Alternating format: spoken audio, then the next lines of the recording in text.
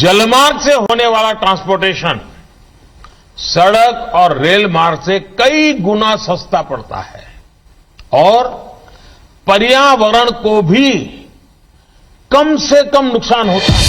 राज्यों को देश के बाकी हिस्सों से जोड़ता है, अतः ये टर्मिनल एक अंतर्राष्ट्रीय गेटवे है। 61 एकड़ में फैले हल्दिया टर्मिनल की वार्षिक कार्गो हैंडलिंग क्षमता 3.07 मिलियन मैट्रिक टन है। 465 मीटर लंबा, 30 मीटर चौड़ा, 800 मीटर लंबा एवं 8.4 मीटर चौड़ा कवर्ड कन्वेयर गैलरी है। इससे फ्लाई ऐश, कोयला, स्टोन चिप्स एवं कई अन्य स्थानीय उत्पादों के निर्यात में आसानी होगी। साथ ही विश्व के विभिन्न कोनों से आयात को सुगम किया जा सकेगा।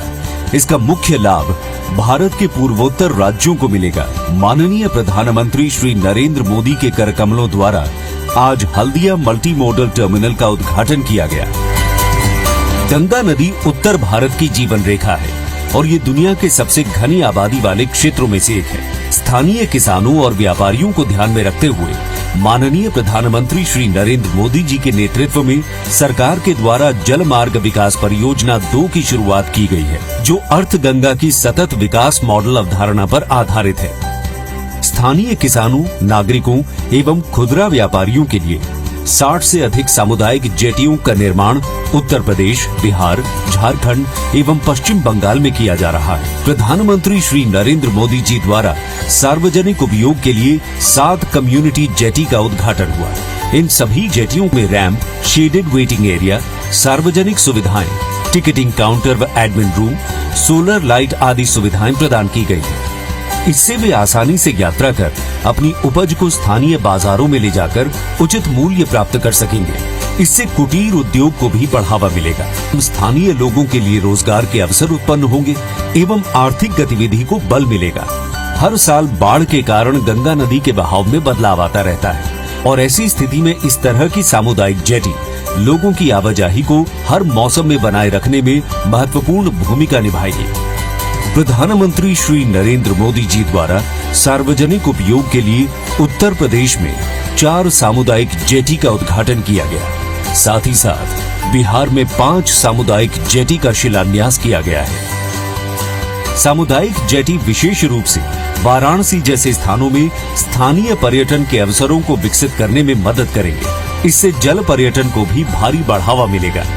सामुदायिक जेटियों के निर्माण से जहां स्थानीय व्यापारियों, किसानों और नदी के किनारे रहने वाले आम लोगों के चेहरे पर मुस्कान आएगी, वहीं मल्टी मॉडल टर्मिनल के निर्माण से देश विदेश के व्यापारियों को देश में निवेश के अवसर प्राप्त होंगे।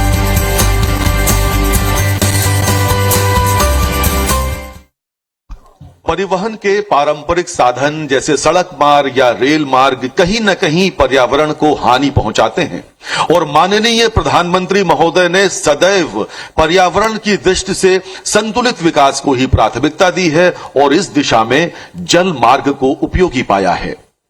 माननीय प्रधानमंत्री महोदय से अनुरोध है कि कृपया बटन दबाकर आसाम के पांडु के शिप रिपेयर सेंटर तथा पांडु टर्मिनल को राष्ट्रीय राजमार्ग 27 से जोड़ने वाली एलिवेटेड रोड का शिलान्यास तथा गुवाहाटी में स्थित maritime skill centre for north east का लोकार्पण करने की कृपा करें।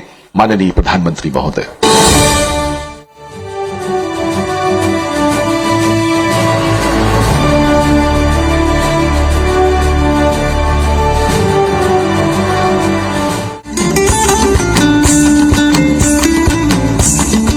माननीय प्रधानमंत्री श्री नरेंद्र मोदी जी की एक्ट ईस्ट पॉलिसी में पूर्वोत्तर राज्यों की अहम भूमिका है। हमने पूर्वोत्तर के लिए एक्ट ईस्ट का संकल्प लिया है। यहां विकास की, टूरिज्म की इतनी संभावनाएं हैं। नॉर्थ ईस्ट की इन संभावनाओं पर अब काम हो रहा है। पूर्वोत्तर अब भारत के विकास का गेटवे बन रहा है।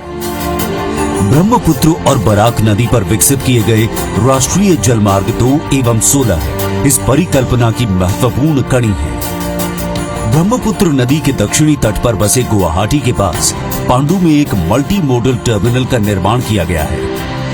पूर्वोत्तर भारत में जहाजों की मरम्मत एवं रखरखाव के लिए कोई आधुनिक सुविधा नहीं है। जहाजों को मरम्मत के लिए कोलकाता ले जाना पड़ता है, जो काफी खर्चीला है। इस कमी को दूर करने के लिए गुवाहाटी के निकट पांडु में जहाजों की मरम्मत के लिए एक ड्राई डॉक की स्थापना की जा रही है। अब इस पूरे क्षेत्र में जहाज मरम्मत का काम भी होने लगेगा, जो आर्थिक बचत के साथ ही साथ रोजगार का भी सृजन करेगा। माननीय प्रधानमंत्री ने आज इस जहाज मरम्मत स्थल का शिलान्यास किया। इस परियोजना की कुल लागत 208 करोड़ रुपए है। साथ ही पांडु टर्मिनल में एक एलिवेटेड रोड का निर्माण किया जाना है। इसके निर्माण में 180 करोड़ की लागत आएगी।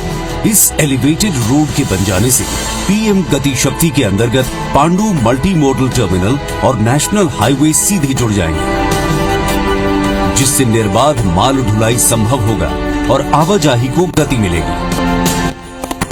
माननीय प्रधानमंत्री ने आज इस एलिवेटेड रोड का शिलान्यास किया। भारत में कई जलमार्गों के विकास होने से प्रशिक्षित पेशेवरों की आवश्यकता होने लगी। इसकी पूर्ति करने के लिए IWAI द्वारा असम एवं त्रिपुरा सरकार के साथ मिलकर स्किल डेवलपमेंट संस्थान में ट्रेनिंग सेंटर खोले गए हैं। गुवाहाटी में स्थापित किए गए स्किल डेवलपमेंट इंस्टीट्यूट में खासतौर पर पूर्वोत्तर के छात्रों को प्रशिक्षित किया जाएगा, जो न सिर्फ इस सेक्टर की आवश्यकता को पूरा करेगा, अपितु उनके लिए रोजगार भी सुनिश्चित करेगा। माननीय प्रधानमंत्री ने आज गुवाहाटी में बने मैरीटाइम स्किल डेवलपमेंट इंस्टीट्यूट का उद्घाटन किया। राष्ट्रीय जलमार्ग 2 में स्थित धुबरी, जोगी घोपा, तेजपुर, सिलघाट, निमाती और डिब्रूगढ़ में फ्लोटिंग टर्मिनल बनाए गए हैं। माजुली द्वीप में आवाजाही के लिए रो और रो पैक्स की सुविधा शुरू की गई है। इसके अलावा बोगीबील में एक स्थायी कंक्रीट टर्मिनल की स्थापना की जा रही है, जो हर मौसम में माल ढुलाई और यात्री परिवहन को सुनिश्चित करेगा। इसी तरह राष्ट्रीय जलमार्ग 16 पर बांग्लादेश सीमा से लगे करीमगंज को ट्रांसशिपमेंट हब के रूप में विकसित किया जा रहा है। पूर्वोत्तर के सभी राज्य इस परिकल्पना की महत्वपूर्ण कड़ी है। इसी के आधार पर प्रधानमंत्री जी ने भारत बांग्लादेश प्रोटोकॉल रूट के विकास की अवधारणा की है, जो राष्ट्रीय जलमार्ग 2 और 16 के माध्यम से संपूर्ण पूर्वोत्तर राज्यों को देश के प्रमुख बंदरगाहों और बड़ी शहरों से जोड़ने में सफल रही है। उत्तर पूर्वी भारत में जलमार्गों के विकास से सामाजिक और आर्थिक परिदृश्य में भारी बदलाव आया है, जो समग्र विकास का द्वार खोलने के साथ ही साथ रोजगार के नए अवसर उपलब्ध कराने में सफल रहा है। इन प्रयासों से पूरा पूर्वोत्तर मुख्य धारा से जुड़कर देश की उन्नति में विशेष योगदान दे रहा है।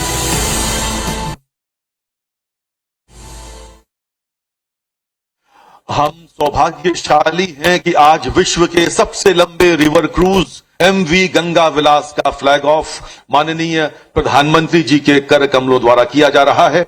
आइए देखते हैं दुनिया की सबसे लंबी नदी यात्रा पर आधारित ये। प्रधानमंत्री नरेंद्र मोदी वर्चुअली हरी झंडी दिखाकर उन्होंने रवाना किया है और इस वक्त संबोधित कर रहे हैं। आपको सीधे लिए चलते हैं। गुजरेगा वहां विकास की एक नई लाइन तैयार करेगा। क्रूज टूरिज्म के लिए ऐसी ही व्यवस्थाएं हम देश भर के नदी जलमार्गों में तैयार कर रहे हैं। शहरों के बीच लंबे रिवर क्रूज के अलावा हम अलग अलग शहरों में छोटे क्रूज को भी बढ़ावा दे रहे हैं। काशी में भी इस प्रकार की व्यवस्था अभी चल रही है। ये हर पर्यटक वर्ग की पहुंच में हो, इसके लिए बजट से लेकर लग्जरी क्रूज तक हर प्रकार की सुविधाएं देश में विकसित की जा रही हैं। साथियों, देश में क्रूज टूरिज्म और हेरिटेज टूरिज्म का ये संगम ऐसे समय में हो रहा है जब भारत में पर्यटन का एक बुलंद दौर शुरू हो रहा है। भारत की वैश्विक भूमिका जैसे जैसे बढ़ रही है, वैसे वैसे भारत को देखने, भारत को जानने और भारत को समझने की उत्सुकता भी बढ़ रही है। इसलिए बीते 8 वर्षों में हमने भारत में टूरिज्म सेक्टर के विस्तार पर विशेष बल दिया है। हमने अपने आस्था के स्थानों, तीर्थों, ऐतिहासिक स्थलों के विकास को भी प्राथमिकता बनाया है। काशी नगरी तो हमारे इन प्रयासों की साक्षात साक्षी बनी है। आज मेरी काशी की सड़कें चौड़ी हो रही हैं, गंगा जी के घाट स्वच्छ हो रहे हैं, काशी विश्वनाथ धाम